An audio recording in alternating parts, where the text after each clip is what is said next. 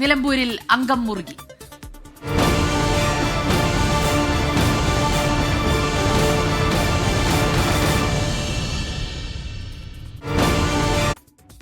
നിലമ്പൂർ ആവേശ പോരാട്ടമാണ്. P V Anwar കൂടി നാമനിർദ്ദേശ പത്രിക സമർപ്പിച്ചതോടെ ചതുഷ്കോണ മത്സരത്തിന്റെ പ്രതീതിയാണ് മണ്ഡലത്തിൽ. അൻവർ പിടിക്കുന്ന വോട്ടുകൾ ആരുടെ പെട്ടിയിൽ നിന്നാകും എന്നതാണ് മുന്നണികളുടെ ജയപരാജയങ്ങൾ നിശ്ചയിക്കുക. ശ്രീജിത്ത് ശ്രീകുമാരനും ഷഹദ് റഹ്മാനും ചേരുന്നുണ്ട്. ആദ്യം ശ്രീജിത്ത് ശ്രീകുമാരനിലേക്കാണ്. ശ്രീജിത്ത്, ഇന്നലെ നമ്മൾ കണ്ടതാണ് 4 പേരുടെയും ഒരു ശക്തിപ്രകടനം എന്നുള്ള രീതിയിലാണ് ഓരോ ദിവസവും പോയിക്കൊണ്ടിരിക്കുന്നത്. അപ്പൊ ഇന്നലെ നാമനിർദ്ദേശ പത്രിക സമർപ്പിക്കാനെത്തിയ അൻവറിന്റെ അതൊരു റാലിയാക്കി മാറ്റുകയായിരുന്നു അൻവർ. അപ്പോൾ തീർച്ചയായിട്ടും ചൂടേറിയ വാശിയേറിയ പോരാട്ടമാണ് അവിടെ നടക്കുന്നത്. ഇന്ന് രാവിലെ മുതൽ തന്നെ നമുക്ക് കാണാൻ കഴിയും സ്ഥാനാർത്ഥികളുടെ ആ വോട്ട് പിടുത്തവും അത് ഏത് രീതിയിൽ പോകുമെന്നുള്ളതും. ഈ അൻവറിനുള്ള വോട്ട് ആർക്ക് പോകും, ആ രീതിയിലുള്ള ചോദ്യങ്ങൾ ഉയരുന്നുണ്ട്. പല തലങ്ങളിൽ നിന്ന് പലതരത്തിലുള്ള അഭിപ്രായങ്ങളുണ്ട്. ഇന്നിപ്പോൾ ശ്രീജിത്ത് അവിടെ നിൽക്കുന്നത് എവിടെയാണ്? ഇന്ന് രാവിലെ മുതൽ ആരെല്ലാം പ്രചാരണത്തിന് ഇറങ്ങുന്നുണ്ട്? ഏതെല്ലാം കോണുകളിൽ നിന്നാണ് ചൂടേറിയ ആ ഒരു പ്രചാരണ തന്ത്രങ്ങൾ ഉണ്ടാവുക?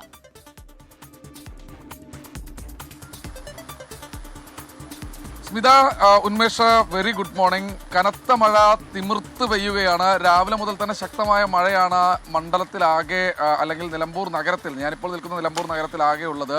പക്ഷേ അതിനേക്കാൾ വലിയ പോരാട്ട ചൂടാണ് എന്ന് നമുക്ക് നിസ്സംശയം പറയാവുന്ന തരത്തിലേക്ക് തന്നെയാണ് കാര്യങ്ങൾ നീങ്ങുന്നത്. നേരത്തെ സൂചിപ്പിച്ചതുപോലെ തന്നെ അൻവർ തന്നെയാണ് ഒരു പ്രശ്നമായി നിൽക്കുന്നത്, അല്ലെങ്കിൽ ഒരു ഘടകമായി നിൽക്കുന്നത്. അൻവർ പിടിക്കുന്ന വോട്ട് അത് എവിടേക്ക് പോകുമെന്നതിനെക്കുറിച്ച് ഒരു വ്യക്തത ഇതുവരെ ആർക്കും തന്നെ വന്നിട്ടില്ല എന്നതാണ് ഏറ്റവും എടുത്തു പറയേണ്ട കാര്യം. അതിൽ നമ്മൾ എടുത്തു പറയുമ്പോൾ പി വി അൻവർ ഇന്നലെ അതൊരു അദ്ദേഹത്തിൻ്റെ മത്സരത്തിലേക്കുള്ള കടന്നുവരവ്, അല്ലെങ്കിൽ നാമനിർദ്ദേശ പത്രികാ സമർപ്പണം, അതൊരു ശക്തി പ്രകടനമാക്കി മാറ്റിയിരുന്നു. പൂർണ്ണമായി നിലമ്പൂരുകാർ തന്നെയാണ് തൻ്റെ കൂടെ ഉള്ളതെന്ന് ഉറപ്പിക്കാൻ നിലമ്പൂരിലെ ആളുകളെ തന്നെ പരമാവധി സംഘടിപ്പിച്ചുകൊണ്ടുള്ള ഒരു ശക്തി പ്രകടനമാണ് അദ്ദേഹം ഉദ്ദേശിച്ചത്. എന്തായാലും ഇന്ന് മണ്ഡലത്തിൽ വലിയ തോതിൽ ഒരു കാടിളക്കിയുള്ള പ്രചാരണത്തിന് അദ്ദേഹം നേതൃത്വം നൽകും എന്ന് തന്നെയാണ് നമ്മൾ മനസ്സിലാക്കുന്നത്. ഇന്നലെ വി വി പ്രകാശിൻ്റെ, മുൻ DCC പ്രസിഡന്റ് വി വി പ്രകാശിൻ്റെ വീട്ടിൽ നിന്ന് ആ പ്രചാരണം ആരംഭിച്ചിരുന്നു. പക്ഷേ ആ വീട്ടിലെത്തിയപ്പോൾ ഒരുപക്ഷെ വലിയ സ്വീകരണമൊക്കെ ലഭിച്ചു. പക്ഷേ തങ്ങൾ അവസാനം വരെയും കോൺഗ്രസ് തന്നെയായിരിക്കും, തൻ്റെ ഭർത്താവ് കോൺഗ്രസിൻ്റെ പതാക പുതച്ചാണ് മരിച്ചത് എന്ന ഒരു സ്റ്റേറ്റ്മെൻറ്റ് വി വി പ്രകാശിൻ്റെ ഭാര്യ സ്മിതയുടെ ഭാഗത്തു നിന്ന് വന്നതോടുകൂടി അൻവറിന് ചെറിയൊരു തിരിച്ചടിയായിട്ടുണ്ട്. പക്ഷേ വി വി പ്രകാശ് തൻ്റെ ഏറ്റവും അടുത്ത നല്ല സുഹൃത്താണ്. ആര്യാടൻ ഷൗക്കത്ത് എന്തുകൊണ്ട് ഇവിടേക്ക് ആദ്യം വോട്ട് ചോദിക്കാൻ വന്നില്ല എന്ന തരത്തിലുള്ള രാഷ്ട്രീയ വാക്പോരൊക്കെ നടത്തി അൻവർ മടങ്ങി. എന്തായാലും അൻവർ പിടിക്കുന്ന വോട്ട് അത് ആരുടെ പെട്ടിയിൽ നിന്നാകും എന്നതാണ് ഏറ്റവും എടുത്തു പറയേണ്ട കാര്യം. അതുപോലെ തന്നെ BJP അതൊരു പ്രധാനപ്പെട്ട ഘടകമായി തന്നെ നമുക്ക് ഈ മണ്ഡലത്തിൽ വിലയിരുത്തണം. അഡ്വക്കേറ്റ് മോഹൻ ജോർജ് കേരള കോൺഗ്രസ് ജോസഫ് വിഭാഗത്തിൻ്റെ പ്രധാനപ്പെട്ട നേതാവായിരുന്നു. ആ കേരള കോൺഗ്രസ് ജോസഫ് വിഭാഗത്തിൻ്റെ പ്രധാനപ്പെട്ട നേതാവിനെ അടർത്തിയെടുത്ത് മത്സരിപ്പിച്ചു. അദ്ദേഹത്തിന് മെമ്പർഷിപ്പ് നൽകുന്നത് പോലും കഴിഞ്ഞ ദിവസമാണ്. അങ്ങനെയാണ് സ്ഥാനാർത്ഥിത്വം പ്രഖ്യാപിക്കുന്നത്. ഇന്നലെയും BJPയുടെ റോഡ് ഷോ ഉണ്ടായിരുന്നു. രാജീവ് ചന്ദ്രശേഖരൻ, അതുപോലെ തന്നെ തുഷാർ വെള്ളാപ്പള്ളി അടക്കമുള്ള NDAയുടെ നേതാക്കൾ എല്ലാവരും തന്നെ ഇതിൽ പങ്കെടുത്തിട്ടുണ്ടായിരുന്നു. BJP മലയോര മേഖലയിലെ ക്രൈസ്തവ വോട്ടുകളാണ് കണ്ടുവെക്കുന്നത്. സാധാരണയായി വലിയ സ്വാധീനമില്ലാത്ത ഒരു മണ്ഡലത്തിൽ എന്തിനു മത്സരിക്കണം എന്ന തരത്തിലുള്ള ചർച്ചകളൊക്കെ BJPയുടെ ഭാഗത്തു നിന്നും നടന്നിരുന്നു. പക്ഷേ എന്തായാലും BJPയെ സംബന്ധിച്ചിടത്തോളം അവർ പിടിക്കുന്ന വോട്ടുകൾ അത് ക്രൈസ്തവ വോട്ടുകളായിരിക്കും. അത് കഴിഞ്ഞ തവണത്തേതിനേക്കാൾ കൂടുതലായിരിക്കുമെന്ന് തന്നെയാണ് അവരും പ്രതീക്ഷിക്കുന്നത്. CPM സ്ഥാനാർത്ഥി അല്ലെങ്കിൽ LDF സ്ഥാനാർത്ഥി M സ്വരാജിൻ്റെ ഭാഗത്തു നിന്ന് ഇന്ന് പോത്തുകൽ പഞ്ചായത്ത്, അദ്ദേഹത്തിൻ്റെ സ്വന്തം പഞ്ചായത്തിലാണ് അദ്ദേഹത്തിൻ്റെ പര്യടനം നടക്കുന്നത്. അവരും വലിയ ആവേശത്തിലാണ്. UDF ആകട്ടെ ഇന്നലത്തെ ഒരു വലിയ പ്രശ്നം നിലനിൽക്കുന്നുണ്ട് അവരെ സംബന്ധിച്ചിടത്തോളം. പാണക്കാട് കുടുംബത്തിലെ ആരും തന്നെ പങ്കെടുത്തില്ല എന്ന തരത്തിലുള്ള പ്രശ്നം ഒരു ഭാഗത്ത് നിലനിൽക്കുന്നുണ്ട്. അതിൽ അബ്ബാസ് അലി തങ്ങളായിരുന്നു പങ്കെടുക്കേണ്ടത്. അദ്ദേഹം എന്തുകൊണ്ട് വന്നില്ല എന്നതിനെക്കുറിച്ചൊക്കെ വിശദീകരിക്കാൻ ലീഗ് നേതാക്കളും കോൺഗ്രസ് നേതാക്കളും വലിയ പാടുപെടുന്ന കാഴ്ച കണ്ടു. ഇന്ന് അബ്ബാസ് അലി തങ്ങളെ ആര്യാടൻ ഷൗക്കത്തിൻ്റെ പ്രചാരണ പരിപാടി ഉദ്ഘാടനം ചെയ്യിച്ച ആ പ്രശ്നം പരമാവധി സോൾവ് ചെയ്യാനുള്ള നീക്കത്തിലാണ്. എന്തായാലും മണ്ഡലത്തിൽ നിന്നും വിവിധ നേതാക്കൾ തുടരുന്നുണ്ട്. അവരെല്ലാവരും തന്നെ പ്രചാരണം കൊടുമ്പിരി കൊണ്ടു നിൽക്കുന്ന ഈ ഒരു അവസരത്തിൽ വലിയ ശക്തി പ്രകടനം, അല്ലെങ്കിൽ ആളുകളിലേക്ക് ഇറങ്ങിച്ചെന്നുകൊണ്ടുള്ള ഒരു പ്രചാരണത്തിന് നേതൃത്വം നൽകുന്ന കാര്യത്തിൽ തർക്കമില്ല. ചതുഷ്കോണ മത്സരമെന്ന് അക്ഷരാർത്ഥത്തിൽ പറയാൻ പറ്റുന്ന തരത്തിലേക്ക് കാര്യങ്ങൾ നിലമ്പൂരിൽ മാറിക്കഴിഞ്ഞു. ഷഹദ് റഹ്മാൻ കൂടി ഇപ്പോൾ ചേരുന്നുണ്ട് നിലമ്പൂരിൽ നിന്ന് വിവരങ്ങളുമായി. ഷഹദ്, ഈ പി വി അൻവറിന്റെ സ്ഥാനാർത്ഥിത്വമാണ് നിലമ്പൂരിനെ പ്രവചനാതീതമാക്കി മാറ്റുന്നത്. ആര് ജയിക്കും എന്നുള്ളത് അവിടെ പ്രധാനപ്പെട്ട ചോദ്യമായി മാറുന്നത്. എങ്ങനെയാണ് അൻവറിന്റെ ഒരു പ്രചാരണ തന്ത്രം ഷഹദ്?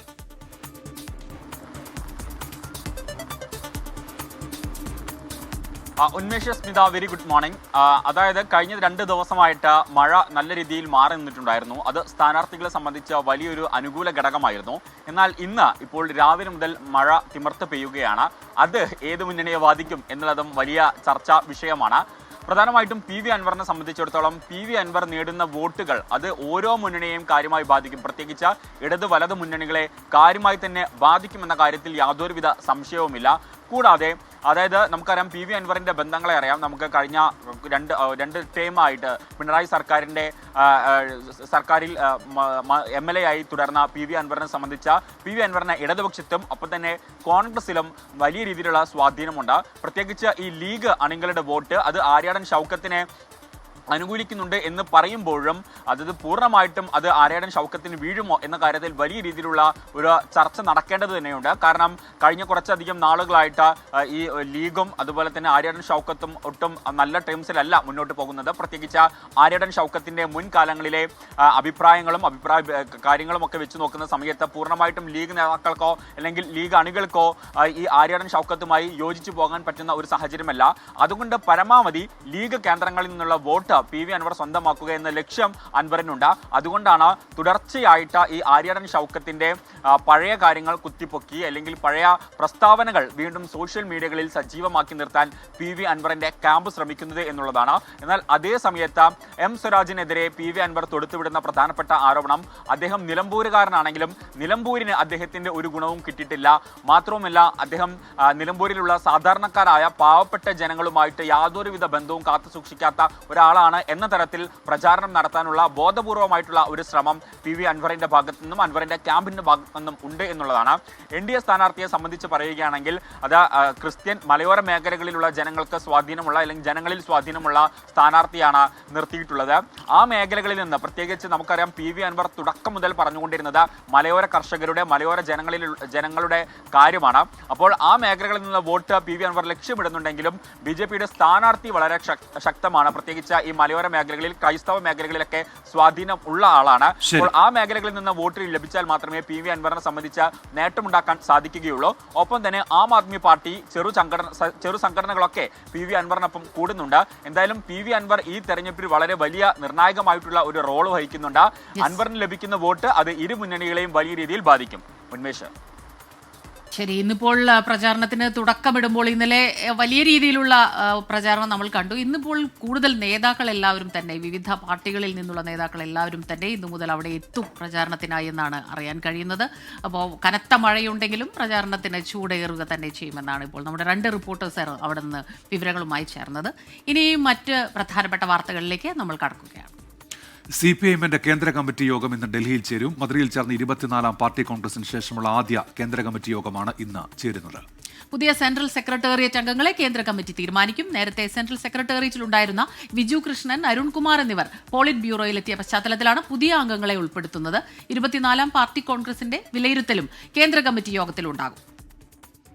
പഹൽഗാം ഭീകരാക്രമണം, ഓപ്പറേഷൻ സിന്ദൂർ അടക്കമുള്ള വിഷയങ്ങളും ഉപതെരഞ്ഞെടുപ്പ് നടക്കുന്ന മണ്ഡലങ്ങളിലെ സാഹചര്യങ്ങളും യോഗം വിലയിരുത്തും. സംസ്ഥാനത്ത് മഴ കുറയുമെന്ന് കേന്ദ്ര കാലാവസ്ഥാ വകുപ്പ്. കാസർഗോഡ്, കണ്ണൂർ, വയനാട്, കോഴിക്കോട് ജില്ലകളിൽ യെല്ലോ അലർട്ട് നിലവിലുണ്ട്. 10 ജില്ലകളിൽ ഇന്ന് മഴ മുന്നറിയിപ്പില്ല. വടക്കൻ കേരളത്തിൽ കൂടുതൽ മഴ ലഭിക്കും എന്നാണ് കേന്ദ്ര കാലാവസ്ഥാ വകുപ്പ് ഇപ്പോൾ വ്യക്തമാക്കുന്നത്. MG പ്രതീഷ് തിരുവനന്തപുരത്ത് നിന്ന് വിവരങ്ങൾ വായിച്ചിരുന്നുണ്ട്. പ്രതീഷ്, മഴയ്ക്ക് ശമനമായിട്ടുണ്ട്. പ്രത്യേകിച്ച് മധ്യ കേരളത്തിലും തെക്കൻ കേരളത്തിലുമൊക്കെ. ഈ വടക്കൻ ജില്ലകളിലാണല്ലോ യെല്ലോ അലർട്ട്. പ്രതീഷ്,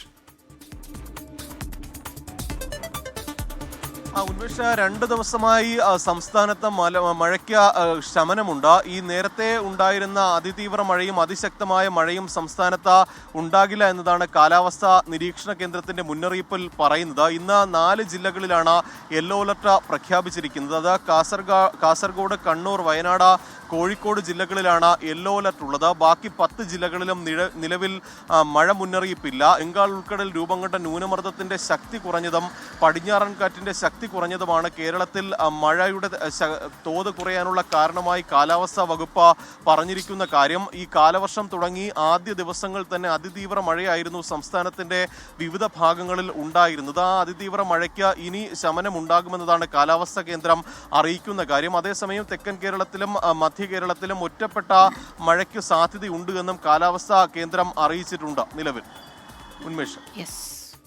MG പ്രതീഷാണ് തിരുവനന്തപുരത്ത് നിന്ന് വാർത്തയുടെ വിശദാംശങ്ങൾ നൽകിയത്. ആലപ്പുഴ, കോട്ടയം ജില്ലകളിൽ ദുരിതാശ്വാസ ക്യാമ്പുകൾ പ്രവർത്തിക്കുന്ന സ്കൂളുകൾക്ക് ഇന്ന് അവധിയാണ്.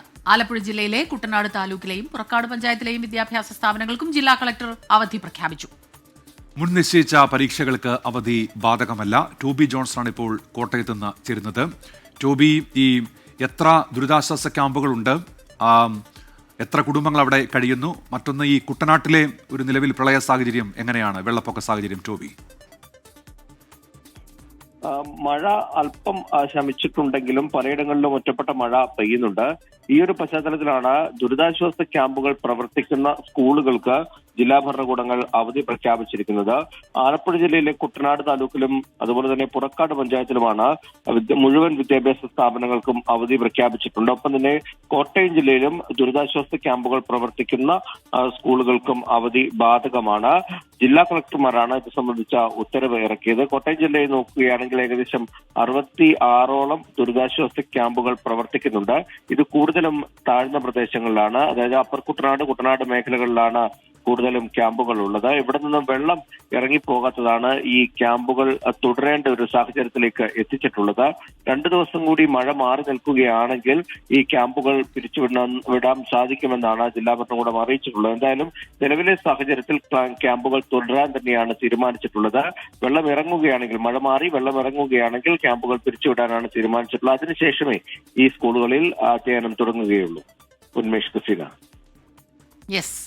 ടോബി ജോൺസണാണ് കോട്ടയത്ത് നിന്ന് വിവരങ്ങളുമായി നമുക്കൊപ്പം ചേർന്നത്. +1 ആദ്യഘട്ട അലോട്ട്മെന്റ് അനുസരിച്ചുള്ള പ്രവേശനം ഇന്ന് ആരംഭിക്കും. ലിസ്റ്റിൽ ഉള്ളവർക്ക് വ്യാഴാഴ്ച വൈകിട്ട് 5 മണിവരെ പ്രവേശനം നേടാം. ആദ്യ ഓപ്ഷൻ കൊടുത്ത കുട്ടികൾക്ക് ആ ഓപ്ഷൻ തന്നെ ലഭിച്ചിട്ടുണ്ടെങ്കിൽ അവർ സ്ഥിരം പ്രവേശനം നേടണം. മറ്റുള്ളവർക്ക് ലഭിച്ച സീറ്റിൽ സ്ഥിരം പ്രവേശനമോ താൽക്കാലിക പ്രവേശനമോ തേടാം. താൽക്കാലിക പ്രവേശനം നേടുന്നവർ ഫീസ് അടയ്ക്കേണ്ടതില്ല. 2ാം ഘട്ട അലോട്ട്മെന്റ് ജൂൺ 10-നും 3ാം ഘട്ട അലോട്ട്മെന്റ് 16-നും പ്രസിദ്ധീകരിക്കും. 18-നാണ് ഈ അധ്യയന വർഷത്തെ ക്ലാസുകൾ ആരംഭിക്കുക. നിരവധി കുട്ടികൾക്ക് അറിവിന്റെ അക്ഷരങ്ങൾ പകർന്നു നൽകിയ Perambra government welfare LP school അടച്ചുപൂട്ടലിലേക്ക്. ഇത്തവണ വിദ്യാലയത്തിൽ ഒരു കുട്ടി പോലും എത്തിയില്ല. ഇവിടെ ഇനി സാമൂഹ്യ വിരുദ്ധരുടെ താവളമാകുമോ എന്ന ആശങ്കയിലാണ് പ്രദേശവാസികൾ.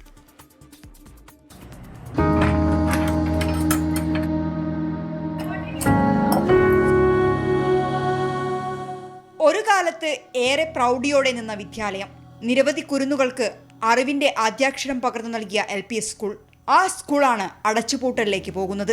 പ്രവേശനോത്സവത്തിന് ഒരു കുട്ടി പോലും എത്തിയില്ല. കഴിഞ്ഞ തവണ ഒരു കുട്ടി എത്തിയിരുന്നു, പക്ഷേ ഇത്തവണ നിരാശയായിരുന്നു ഫലം. ഇവിടെയുള്ള HM മറ്റൊരു സ്കൂളിലേക്ക് ട്രാൻസ്ഫർ കിട്ടി പോകുന്ന ഒരു സാഹചര്യമാണ്.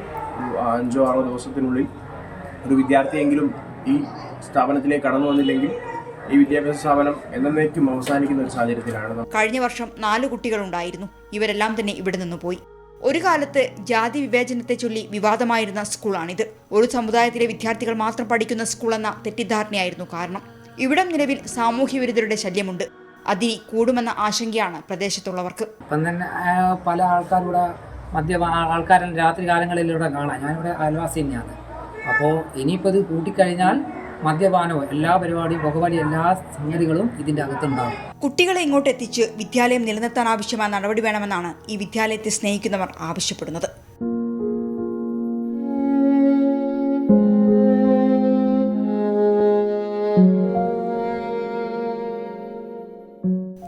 കോഴിക്കോട്. മുഖ്യമന്ത്രി പിണറായി വിജയൻ കേന്ദ്ര റെയിൽവേ മന്ത്രിയുമായി ഇന്ന് കൂടിക്കാഴ്ച നടത്തും. സിൽവർ ലൈൻ പദ്ധതിയുമായി ബന്ധപ്പെട്ട കാര്യങ്ങൾ കൂടിക്കാഴ്ചയിൽ അറിയിക്കും. ഇന്ന് ഉച്ചയ്ക്ക് 12:30 കേന്ദ്രമന്ത്രിയുടെ ഓഫീസിലാണ് കൂടിക്കാഴ്ച. സിൽവർ ലൈനായി വീണ്ടും ശ്രമം നടത്താനാണ് കേരളത്തിന്റെ നീക്കം. വിനീത വിജിയുണ്ട് ഇപ്പോൾ വിവരങ്ങളുമായി ഡൽഹിയിൽ നിന്ന്. വിനീത, അതോടൊപ്പം തന്നെ ഈ നിതിൻ ഗഡ്കരിയുമായുള്ള കൂടിക്കാഴ്ചയുടെ കാര്യത്തിൽ അന്തിമ തീരുമാനമായിട്ടുണ്ടോ? എന്തൊക്കെയാണ് മറ്റു വിവരങ്ങൾ വിനീത?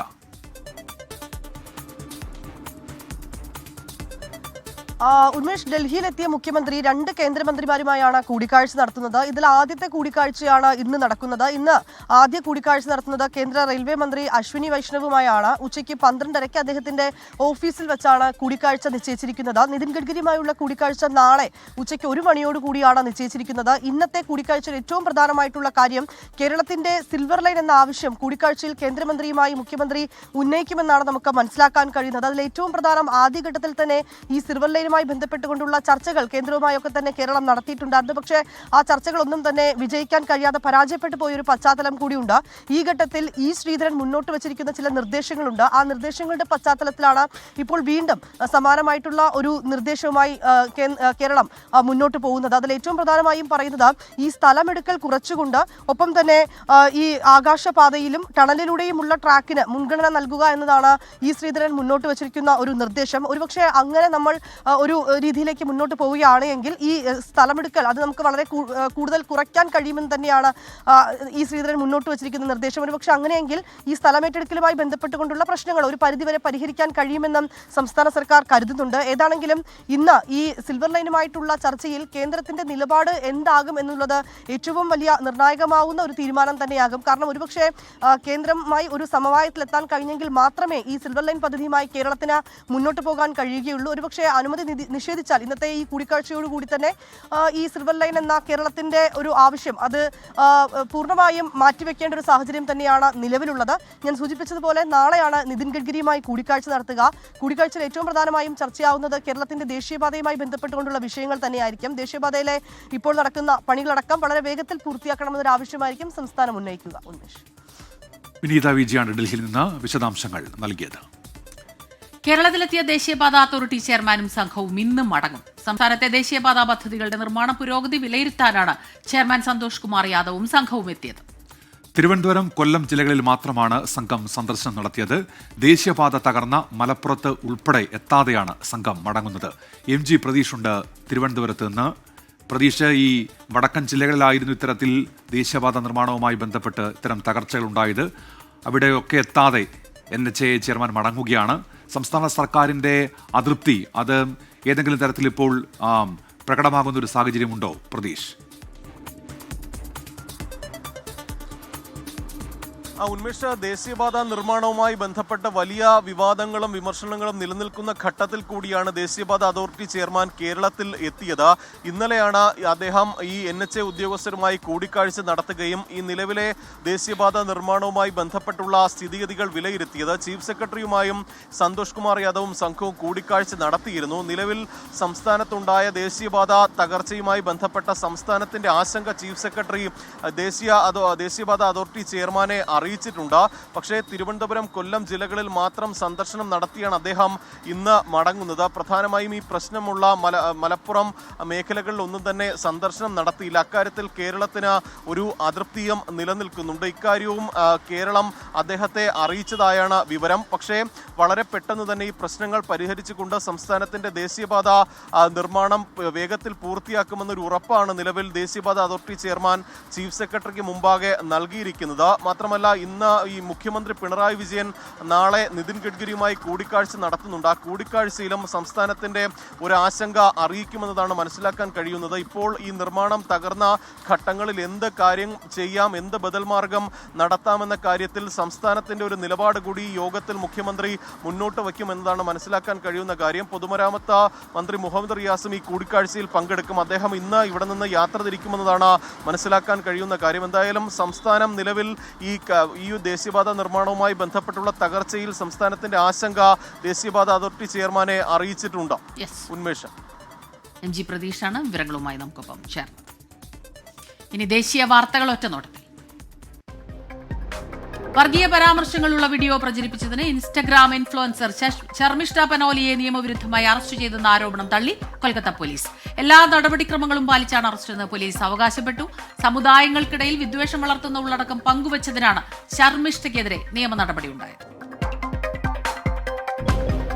ഛത്തീസ്ഗഡിലെ സുകുമ ജില്ലയിൽ 16 നക്സലുകൾ കീഴടങ്ങിയവർക്ക് 50,000 രൂപ വീതം ധനസഹായം നൽകി ഇവരെ പുനരധിവസിപ്പിക്കും. രാജ്യത്തെ പ്രമുഖ പ്രൊഫഷണൽ സ്ഥാപനങ്ങളിൽ RSS നുഴഞ്ഞുകയറി നശിപ്പിച്ചതായി കോൺഗ്രസ് ആരോപണം. കേന്ദ്ര വിജിലൻസ് കമ്മീഷൻ അന്വേഷിക്കുന്ന ഇന്ത്യൻ ചരിത്ര ഗവേഷണ കൌൺസിലിലെ ക്രമക്കേട് ചൂണ്ടിക്കാട്ടിയാണ് കോൺഗ്രസ് ജനറൽ സെക്രട്ടറി ജയറാം രമേശ് രംഗത്തെത്തിയത്. ഇലോൺ മസ്കിന്റെ ഉടമസ്ഥതയിലുള്ള താല്പര്യമില്ലെന്ന് ഘനവ്യവസായ മന്ത്രി കുമാരസ്വാമി. രാജ്യത്തെ ഷോറൂമുകൾ തുറക്കാനും ഇറക്കുമതി ചെയ്ത കാറുകൾ വിൽക്കാനും മാത്രമാണ് ടെസ്ലയ്ക്ക് താല്പര്യമെന്നും മന്ത്രി. രാജ്യത്ത് പുതുതായി 203 പുതിയ കോവിഡ് കേസുകൾ കൂടി റിപ്പോർട്ട് ചെയ്തതോടെ സജീവ കേസുകളുടെ എണ്ണം 3961ആയി. 24 മണിക്കൂറിനിടെ കോവിഡ് ബാധിച്ച് രാജ്യത്ത് 4 പേർ മരിച്ചു. ഈ വർഷം ഇതുവരെ 32 പേരാണ് കോവിഡ് ബാധിച്ചു മരിച്ചത്. ജനങ്ങൾ പരിഭ്രാന്തരാകേണ്ടതില്ലെന്നും ജാഗ്രത പാലിക്കണമെന്നും കേന്ദ്ര ആരോഗ്യ മന്ത്രാലയം. മറ്റു വാർത്തകളിലേക്ക്. ഇടുക്കി തൊമ്മൻകുത്ത് നാരങ്ങാനത്ത് വനം വകുപ്പ് കുരിശു പൊളിച്ചതിൽ ആരോപണ വിധേയനായ കാളിയാർ റേഞ്ച് ഓഫീസർ TK മനോജിനെ സ്ഥലം മാറ്റി. പത്തനാപുരം റേഞ്ച് ഓഫീസിലേക്കാണ് മാറ്റം. കൈവശാവകാശ ഭൂമിയിൽ സ്ഥാപിച്ച കുരിശാണ് പൊളിച്ചതെന്ന് ആരോപിച്ച് തൊമ്മൻകുത്ത് ഇടവക വിശ്വാസികൾ റേഞ്ച് ഓഫീസർക്കെതിരെ സമരം നടത്തിയിരുന്നു. പിന്നാലെ CPIM, കോൺഗ്രസ് അടക്കമുള്ള പാർട്ടികൾ കാളിയാർ റേഞ്ച് ഓഫീസർക്കെതിരെ പ്രതിഷേധിച്ചിരുന്നു. ഇതിനു പിന്നാലെയാണ് സ്ഥലം മാറ്റമുണ്ടായത്. തിരുവനന്തപുരം പേരൂർക്കട പോലീസ് സ്റ്റേഷനിൽ ദളിത് സ്ത്രീയെ അന്യായമായി മണിക്കൂറുകളോളം പോലീസ് കസ്റ്റഡിയിൽ വെച്ച് മാനസികമായി പീഡിപ്പിച്ച സംഭവത്തിൽ പ്രത്യേക സംഘത്തിന്റെ അന്വേഷണം ഇന്ന് ആരംഭിക്കും. പത്തനംതിട്ട ജില്ലാ ക്രൈംബ്രാഞ്ചിനാണ് അന്വേഷണ ചുമതല. ഡിവൈഎസ്പി വിദ്യാധരന്റെ നേതൃത്വത്തിലുള്ള സംഘം നെടുമങ്ങാട് എത്തി ബിന്ദുവിൽ നിന്ന് മൊഴിയെടുക്കും. ബിന്ദുവിനെതിരെ മോഷണ പരാതി നൽകിയ വീട്ടുടമയിൽ നിന്നും മൊഴിയെടുക്കും. തിരുവനന്തപുരത്തിന് പുറത്തുള്ള പോലീസ് ഉദ്യോഗസ്ഥർ കേസ് അന്വേഷിക്കണമെന്ന മനുഷ്യാവകാശ കമ്മീഷന്റെ ഉത്തരവിനെ തുടർന്നാണ് കേസ് പത്തനംതിട്ട ജില്ലാ ക്രൈംബ്രാഞ്ചിനെ ഏൽപ്പിച്ചത്. സംഭവത്തിൽ SIയെയും ASIയെയും സസ്പെൻഡ് ചെയ്യുകയും CIയെ സ്ഥലം മാറ്റുകയും ചെയ്തിരുന്നു. പത്തനംതിട്ടയിൽ ഹൈക്കോടതി അഭിഭാഷകനെതിരായ പോക്സോ കേസ് അന്വേഷിക്കുന്നതിൽ വീഴ്ച വരുത്തിയ പോലീസ് ഉദ്യോഗസ്ഥർക്കെതിരെ നടപടി. DYSP T Rajappan, Konni SHO P Sreejith എന്നിവരെ സസ്പെൻഡ് ചെയ്തു. 17-കാരിയെ പീഡിപ്പിച്ചെന്ന കേസിൽ ഹൈക്കോടതി അഭിഭാഷകനും അതിജീവിതയുടെ പിതൃ സഹോദരിയുമാണ് പ്രതികൾ. അഭിഭാഷകന്റെ അറസ്റ്റ് സുപ്രീംകോടതി തടഞ്ഞിരിക്കുകയാണ്. പിതൃ സഹോദരിയെ നേരത്തെ അറസ്റ്റ് ചെയ്തിരുന്നു. 9ാം ക്ലാസ്സിൽ പഠിക്കുന്ന സമയം മുതൽ പെൺകുട്ടി പീഡിപ്പിക്കപ്പെട്ടിരുന്നു എന്നാണ് പോലീസിന്റെ കണ്ടെത്തൽ. കഴിഞ്ഞ വർഷം ഡിസംബർ 16-ന് ആറന്മുള പോലീസ് സ്റ്റേഷനിലാണ് കേസ് രജിസ്റ്റർ ചെയ്തത്. അതിജീവിതയുടെ മാതാപിതാക്കളുടെ വിവാഹമോചന കേസ് വാദിക്കാനെത്തിയ അഭിഭാഷകൻ പെൺകുട്ടിയെ പീഡിപ്പിച്ചുവെന്നാണ് പരാതി. ഇനി ചില ഇന്റർനാഷണൽ വാർത്തകൾ വളരെ പെട്ടെന്ന്.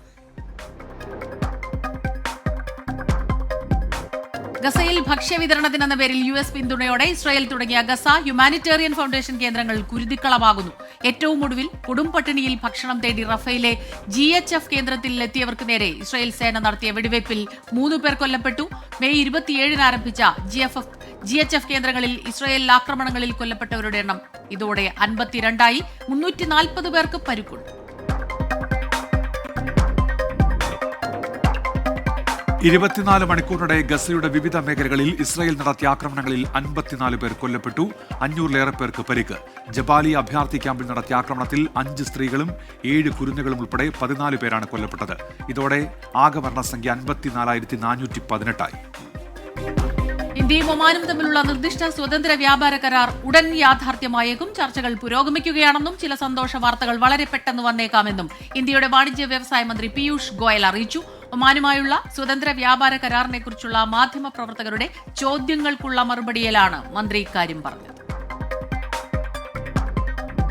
പോളണ്ടിലെ പ്രസിഡന്റ് തെരഞ്ഞെടുപ്പിൽ പ്രതിപക്ഷ സ്ഥാനാർത്ഥി കരോൾ നവറോക്കിക്ക് ജയം. പ്രധാനമന്ത്രി ഡൊണാൾഡ് ടസ്കിന്റെ പരിഷ്കരണ യൂറോപ്യൻ യൂണിയൻ അനുകൂല നിലപാടുകൾക്കെതിരെ കടുത്ത എതിർപ്പുയർത്തിയ ചരിത്രകാരനും മുൻ അമച്വർ ബോക്സറുമായ നവറോക്കിയാണ് 50.89% വോട്ടുമായി ജയിച്ചു കയറിയത്. ഇനി കായിക വാർത്തകളിലേക്കാണ്.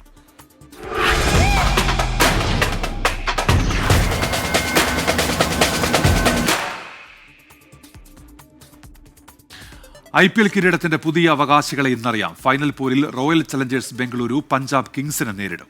രാത്രി 7:30 അഹമ്മദാബാദിലാണ് മത്സരം. അനിൽ വാസുദേവ് തയ്യാറാക്കിയ എക്സ്പ്ലൈനറിലേക്ക്. IPL കിരീടത്തിന് ഇന്ന് പുതിയൊരു അവകാശികളുണ്ടാകും. 2008-ലെ പ്രഥമ സീസൺ മുതൽ കളിക്കുന്നവരെങ്കിലും ഇന്നേ വരെ കപ്പെടുത്തിട്ടില്ലാത്തവരെന്ന ആ വൻ നാണക്കേടിൽ നിന്ന് ഒരു ടീമിന് മോചനമുണ്ടാകും.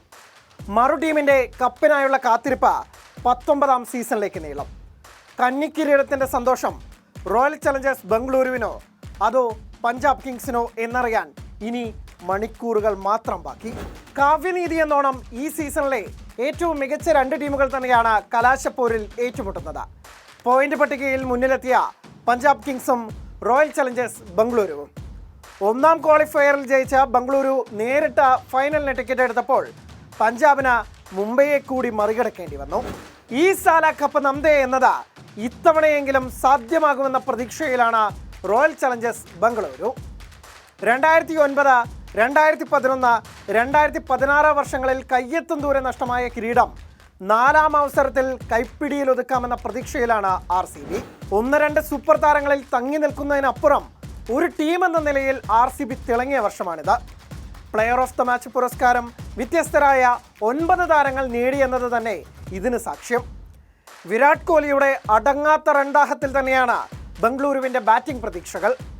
14 മത്സരങ്ങളിൽ നിന്ന് 614 റൺസ് നേടിയ കോഹ്ലിക്ക് ഇന്ന് 146 റൺസ് കൂടി നേടാനായാൽ 3ാം ഓറഞ്ച് ക്യാപ്പും സ്വന്തമാക്കാം.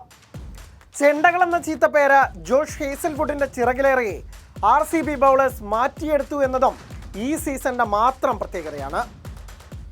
പഞ്ചാബ് കിങ്സിനത് 2ാം ഫൈനൽ. 2014 റണ്ണറപ്പുകളായ പഞ്ചാബ് അതിനുശേഷം ഇത് ആദ്യമായാണ് ഇത്തവണ പ്ലേ ഓഫിലേക്ക് മുന്നേറിയത് പോലും. പഞ്ചാബ് കിങ്സിന്റെ സ്വപ്ന കുതിപ്പിന് പിന്നിൽ ശ്രേയസ് അയ്യർ എന്ന ക്യാപ്റ്റന്റെ പങ്ക് ചെറുതൊന്നുമല്ല. 603 റൺസുമായി പഞ്ചാബ് നിരയിലെ ടോപ്പ് സ്കോററായ ശ്രേയസിന്റെ 2ാം ക്വാളിഫയറിലെ മുംബൈക്കെതിരായ ഇന്നിങ്സ് IPL ചരിത്രത്തിലെ തന്നെ ടോപ്പ് ക്ലാസുകളിലൊന്നാണ്. കൊൽക്കത്തയ്ക്ക് പിന്നാലെ പഞ്ചാബിനെയും ജേതാക്കളാക്കാനായാൽ 2 വ്യത്യസ്ത ടീമുകൾക്ക് കിരീടം നേടിക്കൊടുക്കുന്ന ആദ്യ ക്യാപ്റ്റനുമാകും ശ്രേയസ് അയ്യർ. ഈ സീസണിൽ ഇത് 4ാം തവണയാണ് ബംഗളൂരുവും പഞ്ചാബും മുഖാമുഖമെത്തുന്നത്. ആദ്യ ക്വാളിഫയർ ജയത്തോടെ 2-1 ലീഡെടുത്തിരിക്കുകയാണ് ബംഗളൂരു. വിജയക്കുതിപ്പ് തുടർന്ന് RCB കിരീടം നേടുമോ അതോ പഞ്ചാബ് കണക്ക് തീർത്ത് കപ്പടിക്കുമോ? എന്തായാലും അഹമ്മദാബാദിൽ തീപ്പാറും പോരാട്ടം തന്നെ നമുക്ക് പ്രതീക്ഷിക്കാം. കൂടുതൽ വാർത്തകളിലേക്ക്. വടക്കു കിഴക്കൻ സംസ്ഥാനങ്ങളിൽ ശക്തമായ മഴ തുടരുന്നു. അസമിലും മേഘാലയയിലും റെഡ് അലേർട്ടാണ്. മണിപ്പൂരിൽ 19,000-ലധികം പേർ ദുരിതത്തിലാണ്. 3000 വീടുകൾക്ക് കേടുപാടുകൾ സംഭവിച്ചു. വിനീത VG ഇപ്പോൾ വിശദാംശങ്ങളുമായി ചേരുന്നുണ്ട്. വിനീത, മഴയ്ക്കവിടെ ഏതെങ്കിലും തരത്തിൽ കുറവ് വന്നിട്ടുണ്ടോ? നിലവിലെ സാഹചര്യം എന്താണ് വിനീത?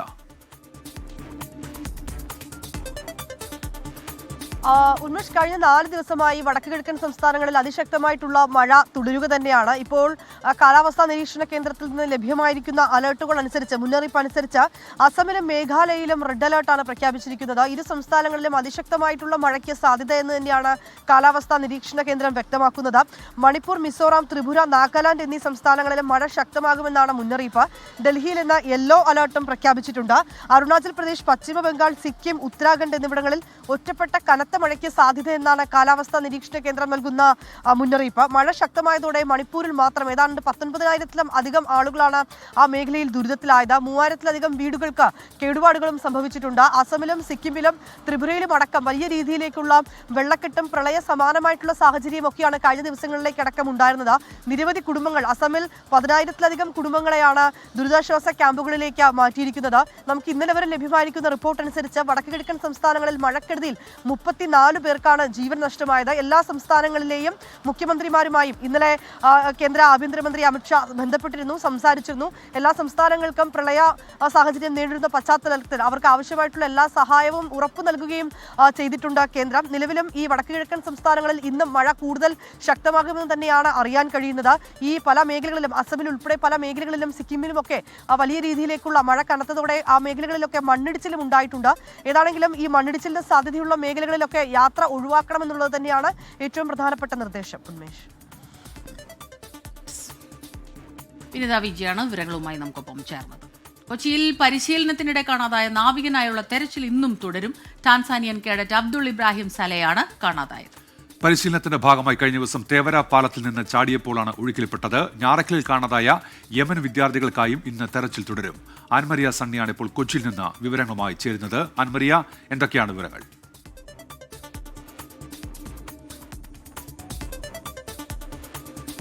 ഉന്മേഷ്, കഴിഞ്ഞ ദിവസമാണ് നാവികൻ ഒഴുക്കിൽപ്പെടുന്നത്. പരിശീലനത്തിന് വേണ്ടിയിട്ട് തേവരപ്പാലത്തിൽ നിന്നും ചാടുമ്പോഴാണ് ശക്തമായ തിരയിൽപ്പെട്ട് ഒഴുക്കിൽപ്പെടുകയായിരുന്നു. പിന്നെ തന്നെ ഈ നാവികന് വേണ്ടിയിട്ടുള്ള തിരച്ചിൽ നടത്തിയിരുന്നു. പിന്നീട് ഇന്നലെയും തിരച്ചിൽ നടത്തി. പക്ഷേ ഈ ശക്തമായിട്ടുള്ള ഒഴുക്ക് അത് ഈ തിരച്ചിലിന് തടസ്സമാവുകയായിരുന്നു. ഫയർഫോഴ്സിന്റെയും നാവികസേനയുടെ നേതൃത്വത്തിലാണ് തിരച്ചിൽ നടക്കുന്നത്. പക്ഷേ ഈ ഞാൻ ആദ്യം സൂചിപ്പിച്ചതുപോലെ ശക്തമായിട്ടുള്ള ഒഴുക്ക് അതൊരു തടസ്സമാവുകയായിരുന്നു. പിന്നീട് ഈ വൈകുന്നേരത്തോടു കൂടി തിരച്ചിൽ അവസാനിപ്പിച്ചു. കാരണം ഈ ഞാൻ ആദ്യം പറഞ്ഞതുപോലെ തന്നെയാണ്, ഒഴുക്ക് കൂടുതലായതുകൊണ്ട് തന്നെ ഈ രാത്രി സമയങ്ങളിൽ തിരച്ചിൽ നടത്താൻ വേണ്ടിയിട്ട് സാധിക്കുകയില്ല. അതുകൊണ്ട് തന്നെ ഇന്ന് വീണ്ടും തിരച്ചിൽ പുനരാരംഭിക്കും. അതുപോലെ തന്നെ ഇന്നലെ വൈകുന്നേരത്തോടു കൂടിയാണ് ഈ വിദ്യാർത്ഥികൾ, യമൻ വിദ്യാർത്ഥികൾ ഒഴുക്കിൽപ്പെടുന്നത്. അത് പുതുവൈപ്പ് വളപ്പ് ബീച്ചിലാണ് ഇവർ കടലിൽ കുളിക്കാൻ വേണ്ടിയിട്ട് ഇറങ്ങുന്നതിനിടെ ഒഴുക്കിൽപ്പെടുന്നത്. കോയമ്പത്തൂരിൽ നിന്നെത്തിയ 9 അംഗ സംഘം അവരിലുണ്ടായിരുന്ന 2 വിദ്യാർത്ഥികളാണ് ഒഴുക്കിൽപ്പെടുന്നത്. അവർക്ക് വേണ്ടിയുള്ള തിരച്ചിലും ഇന്ന് പുനരാരംഭിക്കും. ഇവിടെ പുതുവൈപ്പ് വളപ്പ് ബീച്ചിലാണ് എങ്കിൽ ഈ സുരക്ഷയ്ക്ക് വേണ്ടിയിട്ടുള്ള ആളുകൾ ഉണ്ടായിരുന്നില്ല എന്നതടക്കമുള്ള ഒരു ആരോപണങ്ങളും ഇന്നലെ ഉയർന്നു വന്നിട്ടുണ്ടായിരുന്നു. ഇതടക്കമുള്ള കാര്യങ്ങൾ ഇന്ന് പരിശോധിക്കും. എന്തായാലും ഈ ഒഴുക്ക് ശക്തമായതുകൊണ്ടാണ് ഈ തിരച്ചിലിന് തടസ്സമായിട്ട് നിൽക്കുന്നത്. ഈ 2 വിദ്യാർത്ഥികൾക്ക് വേണ്ടിയിട്ടും ഈ നാവികന് വേണ്ടിയിട്ടുള്ള തിരച്ചിൽ ഇന്ന് വീണ്ടും പുനരാരംഭിക്കും. ഉന്മേഷ്. ശരി, ആൻമരിയ സണ്ണി കൊച്ചിയിൽ നിന്ന് ഈ 2 വാർത്തകളുടെയും വിശദാംശങ്ങൾ നൽകുകയായിരുന്നു. മറ്റൊരു പ്രധാനപ്പെട്ട റിപ്പോർട്ടിലേക്കാണ് ഇനി പോകുന്നത്. ഡൽഹി ജംഗ്പുരയിലെ മദ്രാസി ക്യാമ്പ് ഒഴിപ്പിച്ചതിനു പിന്നാലെ 100-ലധികം കുടുംബങ്ങൾ ഇപ്പോഴും തെരുവുകളിലാണ്. 350 കുടുംബങ്ങളിൽ ഫ്ളാറ്റ് കിട്ടിയത് 189 കുടുംബങ്ങൾക്ക് മാത്രമാണ്. പുനരധിവാസം നൽകിയത് നിലവിലെ താമസ സ്ഥലത്ത് നിന്ന് 50 കിലോമീറ്റർ അകലെ. ഫ്ളാറ്റ് വാസയോഗ്യമല്ലെന്ന് കുടുംബങ്ങൾ ആരോപിക്കുന്നു. ഫ്ളാറ്റ് ലഭിച്ചവരും ദുരിതത്തിലാണ്.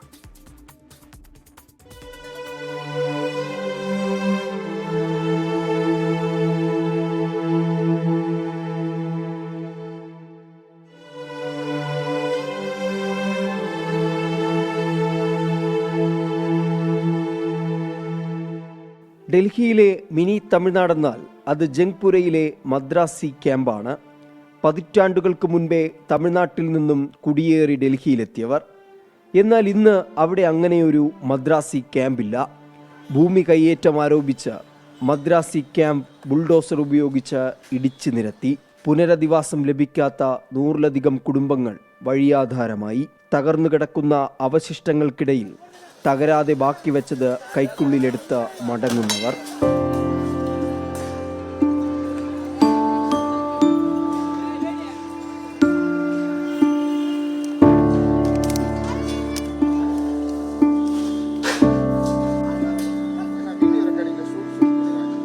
കഴിഞ്ഞ വർഷം സെപ്റ്റംബറിലാണ് സ്ഥലം ഒഴിയണമെന്നറിയിച്ച PWD നോട്ടീസ് നൽകുന്നത്. നിയമ പോരാട്ടത്തിനൊടുവിൽ പുനരധിവാസം ഉറപ്പാക്കി മദ്രാസ് ക്യാമ്പിലെ ആളുകളെ മാറ്റാൻ ഡൽഹി ഹൈക്കോടതി നിർദ്ദേശിച്ചു. 350 കുടുംബങ്ങളിൽ 189 പേർക്ക് മാത്രം നരേലിയിൽ ഫ്ലാറ്റ് നൽകി. ബാക്കിയുള്ളവർ തെരുവിൽ.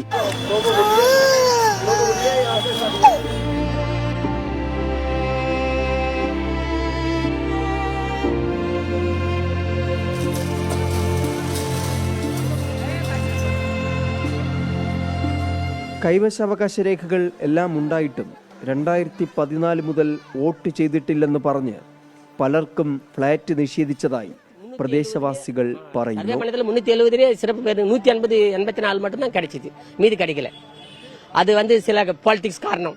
எங்களுக்கு ஓட்டு போடல, உங்களுக்கு ஓட்டு போடல அப்படின்னு எங்க பேரை வெட்டிட்டாங்க. சில பேர் பேரை எடுத்துட்டாங்க. அதனால ஸ்பெல்லிங் மிஸ்டேக், அதனால உனக்கு ஓட்டு கிடையாது அப்படின்னு வேணுமனே இதுல எழுதி கொடுத்தவங்க வேணுமனே நிறைய பேர் பாலிடிக்ஸ் எல்லாம் வெட்டிட்டாங்க. அதனால நிறைய பேர் கிடைக்கல. പുനരധിവാസത്തിന്റെ ഭാഗമായി ലഭിച്ച ഫ്ളാറ്റ് 50 കിലോമീറ്ററുകൾക്ക് അപ്പുറം. കുട്ടികളുടെ വിദ്യാഭ്യാസം പ്രതിസന്ധിയിലാകും. പണി പൂർത്തിയാകാത്ത ഫ്ളാറ്റുകളാണ് നൽകിയതെന്നും പ്രദേശവാസികൾ. வீடு கொடுத்துருக்காங்க, தூரமா கொடுத்துருக்காங்க, 50 கிலோமீட்டர் தூரத்தில் கொடுத்துருக்காங்க. இப்போ எங்க வேலை செய்யறது? பசங்களுக்கு ஸ்கூல் படிப்பு இல்ல, தண்ணி வசதி இல்ல. இங்கதான் உட்காந்துட்டு இருக்கிறோம், நைட்ல இருந்து எங்கேயுமே போகாத. ये सरकार आया है बीजेपी, सबको झुग्गीवासी को पूर्ण सारे हटा दे, लेकिन हटा दे कोई बात नहीं, हमारे लिए कोई सुविधा करो. हमारे लिए इतने साल से रह रहे हैं, कुछ ना कुछ तो पुनर्वासी को सही जगह दे के उसको बिठा दो, उसके बाद तोड़ो. വീട് നഷ്ടപ്പെട്ടവർ തമിഴ്നാട്ടിലേക്ക് മടങ്ങിച്ചെന്നാൽ എല്ലാ സഹായവും നൽകുമെന്ന് തമിഴ്നാട് മുഖ്യമന്ത്രി MK സ്റ്റാലിൻ സംഭവത്തിന് പിന്നാലെ അറിയിച്ചു. വർഷങ്ങൾ കൊണ്ട് കെട്ടിയെടുത്ത സ്വപ്നങ്ങളാണ് ഇവിടെ ഈ തകർന്നു കിടക്കുന്നത്. എന്ത് ചെയ്യണമെന്നോ എങ്ങോട്ട് പോകണമെന്നോ അറിയാതെ നിൽക്കുന്ന 100-ലധികം പേർ. ബുൾഡോസറുകൾ കൊണ്ട് തകർത്തത് കേവലം കുടിലുകൾ മാത്രമല്ല, ഇവിടെ കഴിഞ്ഞവരുടെ ജീവിതങ്ങൾ കൂടിയാണ്. ഡൽഹിയിലെ മദ്രാസി ക്യാമ്പിൽ നിന്നും മോഹൻകുമാറിനോടൊപ്പം ആർ അച്യുതൻ, 24 ഡൽഹി. ഇനി കായിക വാർത്തകൾ നോക്കാം. ഫ്രഞ്ച് ഓപ്പൺ ടെന്നീസ് പുരുഷ സിംഗിൾസിൽ സെമി ഫൈനൽ ലക്ഷ്യമിട്ട് നിലവിലെ ചാമ്പ്യൻ കാർലോസ് അൽക്കരാസ് ഇന്ന് കളത്തിൽ. അമേരിക്കൻ താരം ടോമി പോളാണ് എതിരാളി. വനിതാ ചാമ്പ്യൻ ഇഗ സ്യാംടെക്കും ലോക 1-ാം നമ്പർ അരീന സബലെങ്കയും ഇന്ന് കോർട്ടിലെത്തും. അർജന്റീനയ്ക്കൊപ്പം ലോകകപ്പ് യോഗ്യതാ റൗണ്ടിലെ മത്സരത്തിനായി പരിശീലനം തുടങ്ങിയ നായകൻ ലയണൽ മെസ്സി. ലോക ചാമ്പ്യന്മാരായ അർജന്റീന നേരത്തെ തന്നെ 2026 ലോകകപ്പിന് യോഗ്യത നേടിയിരുന്നു. ജർമ്മൻ താരം ഫ്ലോറിയൻ വിറ്റ്സിനായി റെക്കോർഡ് തുക മുടക്കാൻ ലിവർപൂൾ. 118 ദശലക്ഷം യൂറോയാണ് ബയർ ലെവർകൂസൻ താരത്തെ വാങ്ങാൻ ലിവർപൂൾ മുടക്കുക. വിരമിക്കൽ പ്രഖ്യാപിച്ച് കബഡി താരം പർദീപ് നർവാൾ. കബഡി ചരിത്രത്തിലെ എക്കാലത്തെ മികച്ച റൈഡറായി കണക്കാക്കുന്ന താരമാണ് പർദീപ്. IPL കിരീടത്തിന്റെ പുതിയ അവകാശികളെ ഇന്നറിയാം. ഫൈനൽ പോരിൽ റോയൽ ചലഞ്ചേഴ്സ് ബംഗളൂരു പഞ്ചാബ് കിങ്സിനെ നേരിടും. രാത്രി 7:30 അഹമ്മദാബാദിലാണ് മത്സരം. മലപ്പുറം ചീക്കോട് ഒഴുക്കിൽപ്പെട്ട് കാണാതായ 12-കാരനായി ഇന്നും പരിശോധന. ഫയർഫോഴ്സും സ്കൂബ ടീമും പോലീസും നാട്ടുകാരും ചേർന്നാണ് പരിശോധന നടത്തുക. ഇന്നലെ വൈകിട്ട് കുളിക്കുന്നതിനിടെ അൻഷിഫ് ഒഴുക്കിൽപ്പെടുകയായിരുന്നു. മിഥില ബാലനാണ് വിവരങ്ങളുമായി ചേരുക കോഴിക്കോട് നിന്ന്. മിഥില, പറയൂ, ഇന്നിപ്പോൾ ഏത് രീതിയിലാണ് തെരച്ചിൽ നടക്കുക? സ്മിത, ഉന്മേഷ്, ഇന്നലെ വൈകിട്ട് 5:30 ഈ 12 വയസ്സുകാരനെ അൻഷിഫിനെ പുഴയിൽ കാണാതായത്. ഫുട്ബോൾ കളി കഴിഞ്ഞതിന് ശേഷം കുളിക്കാനിറങ്ങിയതായിരുന്നു. ഈ സമയത്താണ് ഒഴുക്കിൽപ്പെട്ടത്. ഇന്നിപ്പോൾ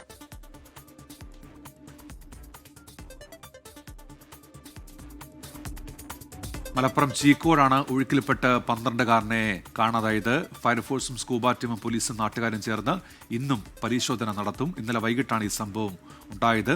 കുളിക്കുന്നതിനിടെയാണ് അൻഷിഫ് ഒഴുക്കിൽപ്പെട്ടത്. പക്ഷേ തിരച്ചിൽ നടത്തിയെങ്കിലും കണ്ടെത്താൻ കഴിഞ്ഞിരുന്നില്ല. തുടർന്ന് താൽക്കാലികമായി തിരച്ചിൽ അവസാനിപ്പിക്കുകയായിരുന്നു. ഇന്ന് വീണ്ടും തിരച്ചിൽ ആരംഭിക്കും. മിഥില ബാലൻ, മിഥില പറയൂ. ഉന്മേഷ്, ഞാൻ നേരത്തെ സൂചിപ്പിച്ചതുപോലെ തന്നെ ഇന്നലെ വൈകിട്ട് 5:30 ഈ 12 വയസ്സുകാരൻ ഒഴുക്കിൽപ്പെട്ടത്. അൻഷിഫ് എന്നാണ് പേര്. ഫുട്ബോൾ കളിക്ക് ശേഷം കുളിക്കാനിറങ്ങിയതായിരുന്നു. അൻഷിഫിനൊപ്പം 3 കുട്ടികൾ കൂടി ഉണ്ടായിരുന്നു. അൻഷിഫ് മാത്രമാണ് പുഴയിലേക്ക് ഇറങ്ങിയിട്ടുണ്ടായിരുന്നത്. ഈ സമയത്ത് അത്യാവശ്യം നല്ല ഒഴുക്കുണ്ട്. ഇത് ചാലിയാറിന്റെ കൈവഴി കൂടിയാണ് ഈ ഒരു പുഴ. ചെറിയ പുഴയാണെങ്കിലും ആ കുളിക്കാൻ ഇറങ്ങിയ സമയത്ത് നല്ല ഒഴുക്കുണ്ടായിരുന്നു. ഇന്നലെ ഇത് മലപ്പുറം ജില്ലയിലാണ്, അരീക്കോടാണ്. മലപ്പുറം മഞ്ചേരിയിലെ ഫയർഫോഴ്സ് യൂണിറ്റും തൊട്ടടുത്തുള്ള മുക്കത്തെ ഫയർഫോഴ്സ് യൂണിറ്റും സ്കൂബ ടീമും പോലീസും നാട്ടുകാരും എല്ലാം തന്നെ രാത്രി ഏറെ വൈകിയും പരിശോധന നടത്തിയിട്ടുണ്ടായിരുന്നു. പക്ഷേ കണ്ടെത്താനായിട്ടില്ല. ഇപ്പോൾ പരിശോധന പുനരാരംഭിച്ചിട്ടുണ്ട്. ഇന്നിപ്പോൾ കോഴിക്കോട് നിന്നുള്ള സ്കൂബ ടീമും കൂടി ഈ ഒരു സംഘത്തിനൊപ്പം ചേരും. മാത്രമല്ല NDRFന്റെ ഒരു ടീമിനെയും ഈ പരിശോധനയ്ക്കായി ആവശ്യപ്പെട്ടിട്ടുണ്ട്. ഉന്മേഷ്, ഇതാ. ഇനി നോക്കാം അറിയിപ്പുകൾ. കോട്ടയം ചേനപ്പാടി RV ഗവൺമെന്റ് VHSSൽ അധ്യാപക ഒഴിവ്. ഹിന്ദി ഇംഗ്ലീഷ് വിഭാഗത്തിലേക്കാണ് ഒഴിവ്. അഭിമുഖം നാളെ. Idukki Adimali Kunchithanni government vocational higher secondary സ്കൂളിൽ അധ്യാപക ഒഴിവുണ്ട്. കണക്ക് വിഷയത്തിലാണ് ഒഴിവ്. അഭിമുഖം നാളെ നടക്കും. തൃശൂർ തൈക്കാട്ടുശ്ശേരി വൈദ്യരത്നം ആയുർവേദ കോളേജിൽ മെഡിക്കൽ ക്യാമ്പ്. നാളെയാണ് മെഡിക്കൽ ക്യാമ്പ് ഉണ്ടാവുക. ആറ്റിങ്ങൽ ഗവൺമെന്റ് ITIയിൽ IMCയുടെ നേതൃത്വത്തിൽ നടത്തുന്ന diploma in fire and safety കോഴ്സിന് അഡ്മിഷൻ ആരംഭിച്ചു. SSLC, +2 യോഗ്യതയുള്ളവർക്ക് അപേക്ഷിക്കാം. പേരാമ്പ്ര ഗവൺമെന്റ് ITIയിൽ മെക്കാനിക് മോട്ടോർ വെഹിക്കിൾ ട്രേഡിൽ ഇൻസ്ട്രക്ടറുടെ താൽക്കാലിക ഒഴിവിലേക്ക് നാളെ രാവിലെ 11 മണിക്ക് അഭിമുഖം. ഓപ്പറേഷൻ സിന്ദൂർ വിശദീകരിക്കാൻ വിദേശത്തേക്ക് പോയ പ്രതിനിധി സംഘങ്ങളെ പ്രധാനമന്ത്രി കാണും. ഈ മാസം 9-നോ 10-നോ ആയിരിക്കും കൂടിക്കാഴ്ച. വിനിത വിജി ചേരുന്നുണ്ട് ഡൽഹിയിൽ നിന്ന് വിവരങ്ങളുമായി. വിനിത, അവർ അവിടെ പോകുന്നു. കൃത്യമായി ഓപ്പറേഷൻ സിന്ദൂർ എന്തുകൊണ്ടുണ്ടായി, ഭീകരാക്രമണത്തിനെതിരായ ഇന്ത്യയുടെ നിലപാട് അത് വ്യക്തമായി മനസ്സിലാക്കുന്നു. അപ്പം അതിനുശേഷം ഇപ്പോൾ അവിടെ നിന്നുള്ള പ്രതികരണങ്ങൾ ഏത് രീതിയിലായി, ആ രീതിയിലുള്ള റിപ്പോർട്ടാണോ നൽകുക, എന്തെല്ലാമാണ് വിശദാംശങ്ങൾ?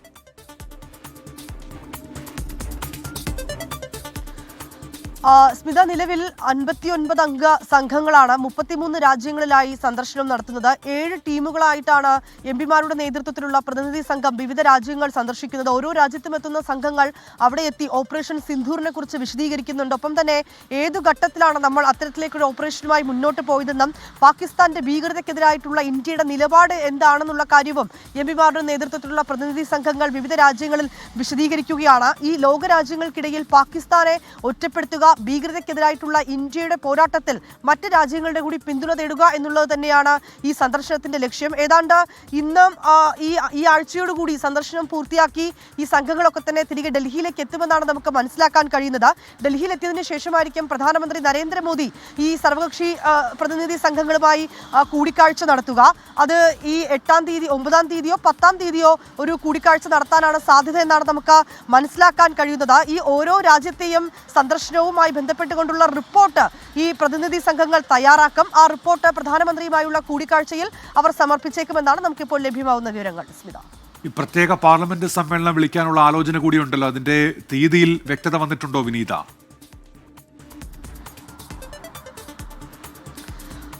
ഉന്മേഷ്, ഒരുപക്ഷെ ജൂൺ 16 കൂടി പാർലമെന്റ് സമ്മേളനം വിളിക്കാനുള്ള ആലോചനകൾ നടക്കുന്നുവെന്ന് മാത്രമാണ് നമുക്കിപ്പോൾ ലഭ്യമായിരിക്കുന്ന റിപ്പോർട്ടുകൾ.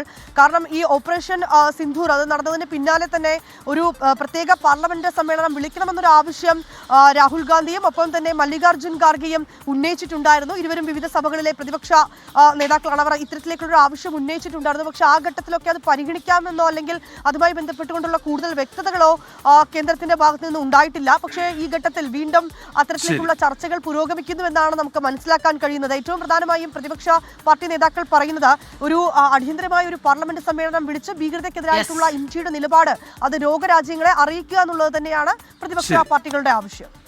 വിനീത വിജിയാണ് വിവരങ്ങൾ നൽകിയത്. ഇതോടെ ഈ വാർത്താ ബുള്ളറ്റിൻ പൂർണ്ണമാകുന്നു.